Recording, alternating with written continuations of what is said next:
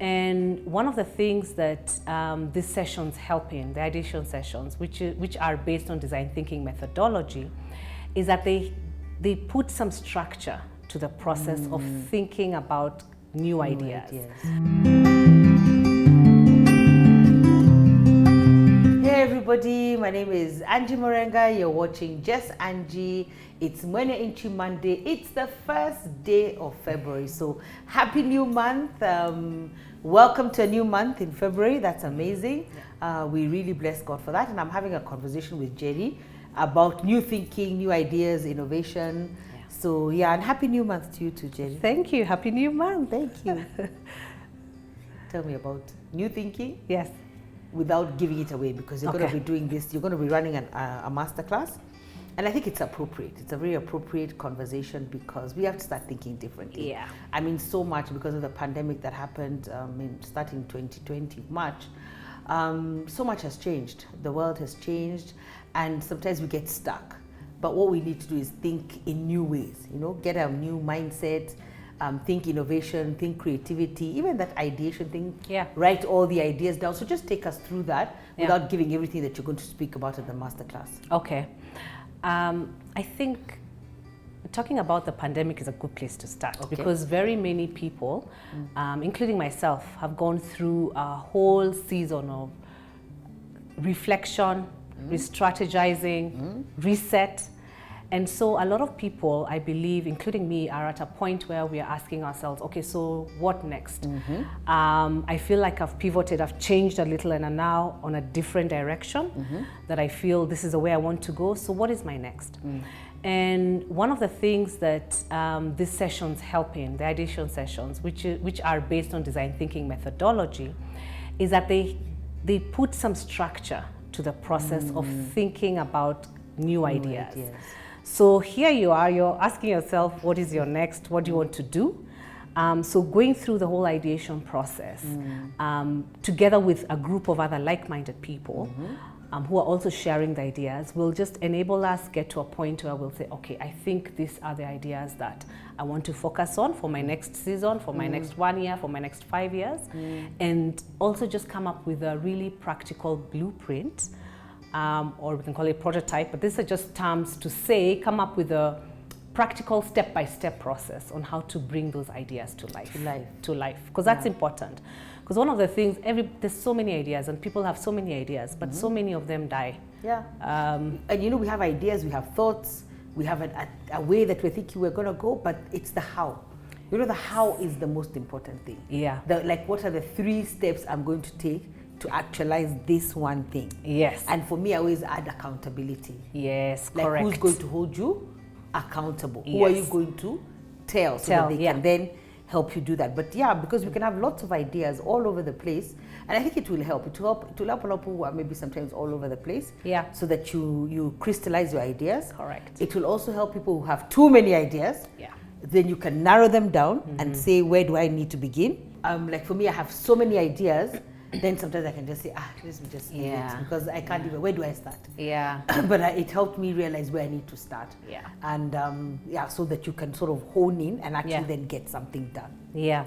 And I think also just to add, there are also some ideas that are at the back of your mind. So you don't even realize they're there, but they've been processing somehow. And so this design thinking methodology helps sift all those ideas to the forefront. Yes. So, and because of the time pressure, because you have to do a lot of work in such a short time. I was actually very shocked about your time pressure. Yeah, because you have such a short time, you're forced to think quickly, and all those ideas just keep coming up. Yeah. And it might help not to overthink. There are the people for overthinking. Yes.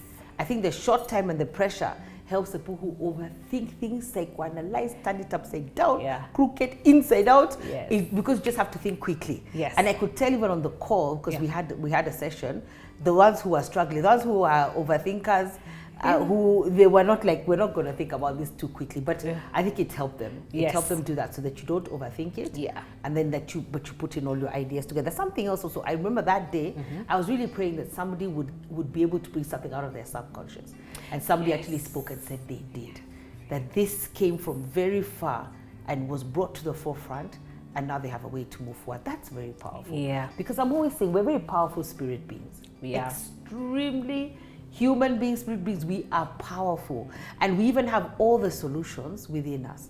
It's just, I think that the session helps you to sit down and almost, I'm feeling like, confront the issues. Yeah. And bring up the ideas on how you're going to execute them, the solutions, and then tell you how. Yes. What is the steps that I'm going to take to get this done? Exactly. So I thought it was very powerful. Yeah. For me. Yeah.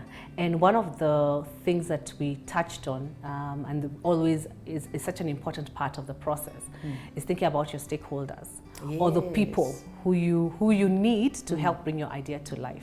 So sometimes we sit in our own little rooms and think about ourselves only, but I need Pastor Angie to help bring my idea to life. So I need to empathize with her and see what are her likes, what are her dislikes, how put myself in her shoes, and then that is already part of the solution that comes up. So also that's what I really like about the process, the fact that it makes us empathize with, we call them personas, but basically the stakeholders for whom we're trying to solve a certain problem, or if it's a new initiative that you're thinking of launching, think about the people you're going to launch it for, and bring them into the process. You also get a chance to test.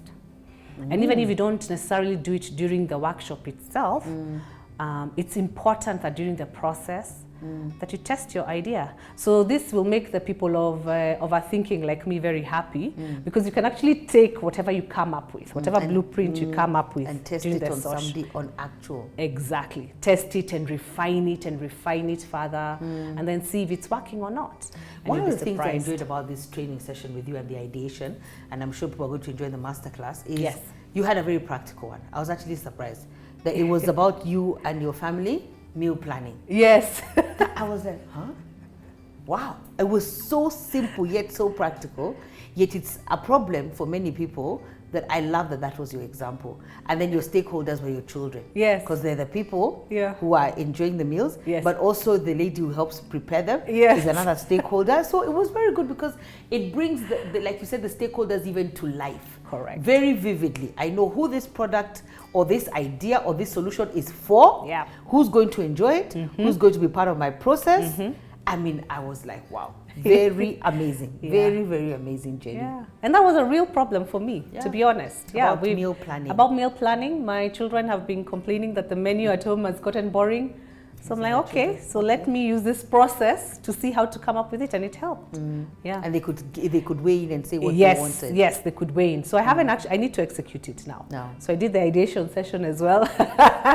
So maybe I need to just bring them on board. It was powerful, even how to do the shopping and all that was there. Jerry, I don't know whether it's going to be able now to do it now or to spill over. How did you get here? How did you get to all that you do? Because you know when you say marketer, you skip over a lot of stuff. Yes. So my background is, I'd say, in advertising. Actually, that's why I started and built my career. Oh, I remember that. Yes, in advertising, and then I went to the bank, and then I've been in the payments industry and in technology for a while. So I've always been in that creative space. So I think it does speak to who I am. But I think in the recent years, I've started appreciating the work that goes into bringing up small businesses and startups especially. So working with people in the technology field is what has also exposed me to this design thinking methodology. And I found that I really enjoy it, but I'm mostly fascinated at the fact that you can actually go through a certain process and it brings out the best ideas ever. So for me, that fascination is what has motivated me, so to speak, to want to try this out in different spaces. Okay, hold that thought, because that's going to be what we talk about next week. Just talking about the SMEs and the whole ideation and the mentorship, because you see, even though you came alive, I need that life to come out and to give life to somebody else. So God bless you. See you next Monday for the last and final part of this series. God bless. God bless. Bye.